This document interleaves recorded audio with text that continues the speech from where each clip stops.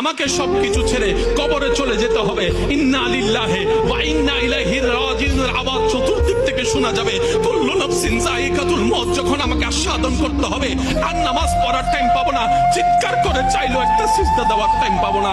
কি আফসোস, কি আফসোস, কি আফসোস আমাদের জন্য যারা আজকে কবরে শুয়ে আছে, তারা রবের কাছে ফরিয়াদ করছে, মাওলা একটা সুযোগ দাও, দুনিয়াতে গিয়ে একটা নামাজ পড়ে আসি, একটা সিজদা দিয়ে আসি।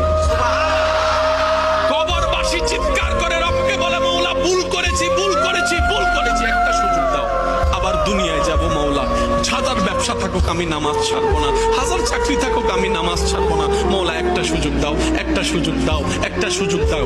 মাটির নিচে যারা আছে তারা বলছে, আর মাটির উপর যারা আছে তারা বলছে, ভাই নামাজ তো পড়তে হয়। একজনে বলে যে কিভাবে আসবো, আমার প্যান্ট তো ঠিক নাই, আমার প্যান্টও ঠিক নাই, আমার শরীর তো পাক নাই, আমার কাপড় তো পাক নাই।